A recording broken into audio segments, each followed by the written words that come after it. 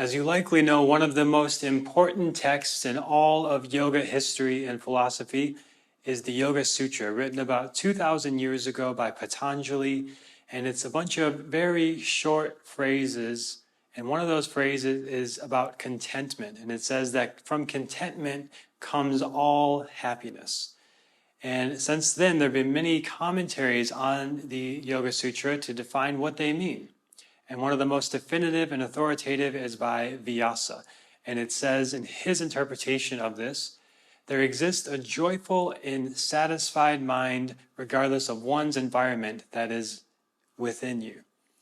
Whether one meets with pleasure or pain, profit or loss, fame or contempt, success or failure, sympathy or hatred, this inner state is the Santosha or contentment that he's talking about. It's joyful, satisfied, free of any external circumstances, pleasure, pain, high, low, craving, aversion. We can find Santosha from the Sanskrit sam, meaning completely or fully, and tosha, meaning all together. So often what happens is we're not all together, and things pull us in many different directions, and we feel scattered and anxious and overwhelmed, afraid, worried, insecure. All these things are normal and part of the human experience. And in yoga, it's suggesting that there's a place within us that we don't need to go anywhere to get it. We don't need to buy anything to get it. Nobody can give it to us. People can point us towards it, and we can be reminded of it. We can get reflections of it.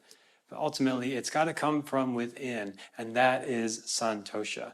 And from contentment comes all happiness. So if we're looking for peace of mind, happiness, and fulfillment, which I think we all are in some degree, and everything we're doing is some version of seeking that, then going towards Santosha. And what does that mean? How do we practice that? How do we practice contentment? How can I start doing this today, even if I don't feel like it, even if I feel very discontent and very skeptical of this whole thing? So I'm going to suggest a few things you can do to practice contentment today, starting with appreciating what you have. And I believe, and from my own experience, when you appreciate what you have appreciates in value. So it starts by just looking around your space right now. Where are you at? What's something in your environment that you appreciate? What's something that maybe there was like a time where you really wanted this thing, like this new home or this new job or this new car or this computer or this relationship. You really wanted it and now it's here. And there was that sort of discontent of seeking it, of trying to get it. There was that sort of friction of, am I going to get this thing? Is it going to happen? Am I going to do this thing? And now it's done. So noticing one thing in your environment right now that you're appreciative of. And as you appreciate that one thing, how you feel about it, what you think about it starts to be more positive and more of this contentment kind of thinking, more of like, I have enough, I am enough, I've done enough. And then everything on top of that is not coming from this scarcity mentality or this fear mentality or survival mentality of I need more or even greed or craving, I need to get this thing and then I'll feel happy, which never works, of course. The more you put it outside of yourself, now you're saying that for me to be happy, I need to go get this thing or do that thing. So happiness is on the other side of that thing. But what you're actually telling yourself is that happiness is on the other side of something. And that something will keep changing. It might be a new relationship, then you've got it. All right, well, happiness is not in the relationship, it's on the other side of getting that relationship. But now I've got the relationship, so now happiness moves over here. It's on the other side of getting that job. And then you get the job, and then the happiness moves over here. It's on the other side of moving into that new home, or starting this new YouTube channel, or writing this book, or whatever it is for you. It's always going to be another obstacle in the way from the happiness. It's a discontent, and that's what's making you keep moving forward to get these things, to maybe get fulfillment. But it's actually that process of needing something to get fulfillment that is the issue. And Santosha suggests that we don't need something to get fulfillment. In fact, you could have everything, and you've probably met people like this, and you probably know of people like this, who get everything, and they have everything, and they're still not content, right? They don't have that completely all-together Santosha of the Sanskrit root. So how do we do that? Well, it starts with appreciating what you have around you, and then that sort of saying you've probably heard, it's not getting what you want, it's wanting what you've got. So appreciating everything in your environment, even the things that you don't think you want. And this was something that was really challenging for me a few years ago. So I grew up without ever meeting my father, right? That's a big obstacle, a big external thing that seems really difficult. And it was. There was challenges to do with it.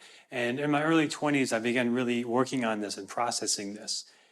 And ultimately coming to the conclusion that if I didn't have that experience, I wouldn't have had this other experience that I really enjoyed, and this other experience that made me a better person, and so on to be who I am now, which I'm actually very happy and grateful for who I am. And it just would not have happened if I had a different upbringing. Sure, it could have been better, but it's not what happened, right? So anytime we argue with what is, we create discontent because it's what's there. And the more we fight with it, the more discontent we'll be because that's not changing. That I didn't have a father growing up. I can't change that. There's nothing I can do about it. I've done blood tests. I've sought the things that I can do, try to find the person. But beyond that, there's nothing I can do. It's what happened. It's what is. So how can I find an inner sense of contentment no matter what happened externally? And ultimately coming to that conclusion that I wouldn't be who I am without it. And I've had a lot of amazing personal growth and I love who I am now. And I'm grateful for who I am because I've practiced this appreciation, which I didn't have for a long time. And I will say it took me a long time to practice it. And it started with gratitude journaling. So that's what I started doing years ago when I was in a depression and really struggling with a lot of things. I just started writing every day 3 things that I was grateful for. And it became that now every day I was sort of looking for 3 things to write in my list. And of course, I wound up having way more than 3 things because once you start looking, you'll start to find it. And it became overwhelming how many things I was grateful for. And now it's sort of infused my thinking of everything I feel grateful for. And, there's of course times where I feel off and I don't always feel that gratitude and I forget and I get angry and I get afraid and all these things are all human. That's not meaning that we have to bypass all that or that it doesn't exist. But that we get to choose what we focus on. And that's really the ultimate teaching of all of yoga. We get to choose what we focus on. We don't get to choose what we think, right? That's sort of a misunderstanding of the whole teaching. We can't actually stop negative thoughts. We can redirect them, and over time, we will build the neural pathways where it becomes easier to think positive and empowering thoughts. But we can't actually erase them. We can't say, I'm never going to think that again. And as soon as you say, I'm never going to think of a pink elephant, well, you're thinking of a pink elephant. So rather than push thoughts away or try to resist thoughts or say, that's bad, that's shameful, I can't do that, I'll never do that, we just focus on what we do want. And we focus on this thing is going well, I want to do more of that. And this thing I appreciate about my body, I love that about myself. I have that, right? I have experience. If you're older, you have youth. If you're younger, right? Wherever you're at, there's something about you that you can find to appreciate. And that would be the sort of next step I recommend of not just appreciating one thing in your environment, but now doing a regular gratitude practice. And it's got to be authentic, right? This is where it's kind of tricky because you can't just force it and say, oh, I'm grateful for my home. I'm grateful for food today. Like you've got to really find the things like, wow, that was cool, right? The things that you really actually appreciate. And this requires going maybe sometimes out of your comfort zone to find things like for me, I was depressed and stuck and there were some things I knew I needed to do, like go handle this responsibility, pay for this bill. Doing those simple sort of tedious things actually felt really relieving in that state when I was really down. And it felt like I was making progress and it felt like I was growing. And just small little acts like buying organic food when I know it's better for me, when I, was growing up in a completely different world where we never talked about organic food at all. So just to make that one step of like choosing to eat something a little healthier, or choosing to get a little more sleep, or drink a little more water, and those things that have to be genuinely real appreciation. And that sometimes means going outside of your comfort zone, of trying something new, of sort of breaking up your routine, because that's really what we're doing to create contentment. And we're programmed for a very young age to pay attention to the Kix commercials and the Fruit Loops and the Power Rangers and the Ninja Turtles, and buy this and buy that. And if you have this, you're cool. If you don't have that, you're not cool. GAC, Pogs, if you're in my age group, you know what I'm talking about. Got to have those things to be cool. Hungry Hippos, right? All those games, and as a kid, like we're just bombarded. We know all these brands, Nike, Wendy's, Dairy Queen, like all these brands are just like embedded in our brain all the time. And then we just drive down streets that are full of advertisements and storefronts to buy these things. And you think, well, I don't feel very good today, but you see a commercial that sort of makes you laugh or has something fun. Like the advertisements are really, really good, and they pull you in, and you think, okay, well, if I do this thing, then I'll feel happy, right? So now you're not completely all together. You're basically sort of together and sort of pulled and pushed by the buttons of their really effective media and the really effective marketing campaigns. So instead, you get to choose which buttons you let be pushed. And you get to be the sort of person in the back, like a couple inches behind you, that says, all right, what am I going to respond to? Oh, I notice I'm being triggered here. I notice I'm being pulled there. I notice that's pushing a button. And then when you notice it, you have a choice. Am I going to play out that path? Am I going to go down that path and do that thing, that repetitive pattern? Or am I going to choose something different? And often it's really difficult in the beginning. And one way you can imagine your neural pathways is like, I'm from Minnesota, when you go sledding down a snowy hill, the first time there's not quite a sort of pathway for the sled, and you kind of move a little bit, and then you go down, you go back up. Next time you come down, you're going to go down probably that same track. And you keep doing it, and you keep coming down. Eventually, you've kind of burrowed your way down into this one track. And that's what happens in our minds. And of course, from our childhood, we're sort of infused with these pathways, and they're embedded in our brain where we're being led down these singular tracks. And sometimes they're helpful, and oftentimes we might want to choose new tracks at different points in life.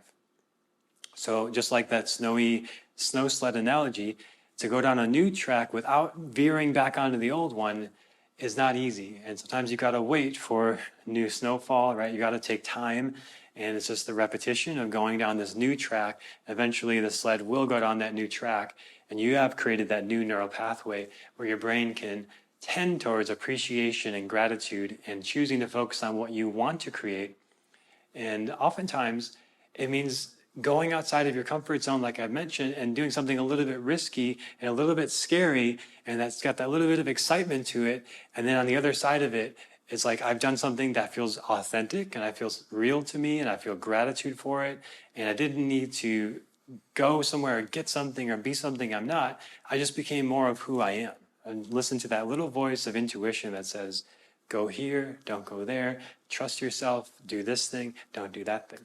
And then we notice our cravings and aversions that are sort of pulling us, like pulling the strings, like, ooh, do this, eat the candy, that's really fun and exciting, you'll get the dopamine rush. Or, ooh, don't go there, that's scary, people will judge you and criticize you.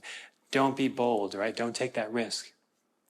So we are aware of all of these thoughts, these cravings, these aversions, these patterns, these external forces pulling us, and we're still completely all together, right? Centered and calm like the eye of a storm. So it can all move around us, but we come back to that complete center, Santosha. So to do that, be aware of what you appreciate, practice genuine gratitude, go outside of your comfort zone, do things that feel bold and authentic to you, be yourself, ask for what you want, state who you are, stand up for what you believe in, not for what other people want you to believe in, not for what people are pulling you or trying to sell you, right? If you want to buy something that is coming from this genuine, authentic place, great. If you want to support a cause that's from a genuine, authentic place, that's really good. Then follow those things, right? And then more and more you become very clear. This feels like alignment, completely all together, and something else feels like being pulled or avoiding.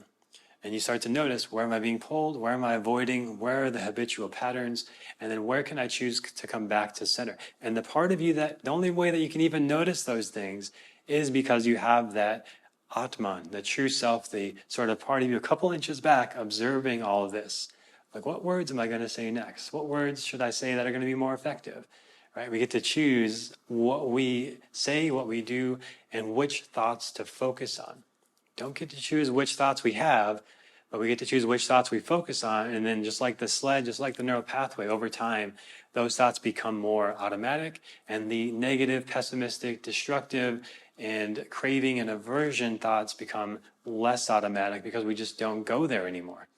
And we don't say, I'm not going to go there. We don't push it away. That would be aversion, right? We just focus on what we do want. And the more and more we do that, the more and more we have to do that with. When we appreciate what we have appreciates in value. And from a yoga perspective, when we become aware of our dharma, our purpose, that becomes easier. Why are we here, right? What have you learned and how have you grown in your life? Who helped you? How did they help you? What transformations did you have? You're probably going to be doing something of significance where you help others have that same transformation, because we're all helping each other out back towards source. So what transformations have you had? This is another thing you can look at. How have you grown? What personal growth process have you been going through? And how can you help others have a similar result? And then finally, noticing the fluctuations of the mind, cultivating this awareness of Yoga Chitta Vritti Nirodha. This is the main teaching of the Yoga Sutra, the source text of yoga. Noticing the fluctuations of the mind, because that's when we're craving, aversion, like, dislike, hot, cold, positive, negative, right? All of that, high vibes only, be realistic, right? All of these polarities are just fluctuations of the mind. And you can choose to focus on one or the other. You can say, I'm going to be high vibes only. You can say, those people are fake and unrealistic. I'm going to be practical and real, right? So you're just picking different sides of the polarity. And you get to choose, do I want to pick a side? Do I want to be left wing, right wing? Do I have to be central? Do I have to pick a side, right? So we can choose all of that. We can just observe it and choose how to respond to it. And sometimes you might have opinions that fall in column A and column B. And maybe you're not having to just be polarized, but the media and everything external loves to polarize us and loves to get us to be in those fluctuations where we're more easily distracted and more easily misled from our true selves. Yoga is all about coming back to your true self. So I hope this podcast helped you find a little clarity and a little support for how you can come back to your center and be more completely all together and find contentment and Santosha, right? So again, appreciation for what you have, gratitude, doing this as a regular practice, the gratitude journaling, noticing the fluctuations of the mind, noticing where you're being polarized, and remembering your dharma, your purpose, why you're here, and choosing things that are in alignment with that, which could be physical material possessions, it could be experiences, it could be relationships, work, whatever it is, finding what's in alignment for you. So if you enjoy this podcast, please subscribe. If you're watching on YouTube, like, comment below, and subscribe. And I hope you have a great rest of your week.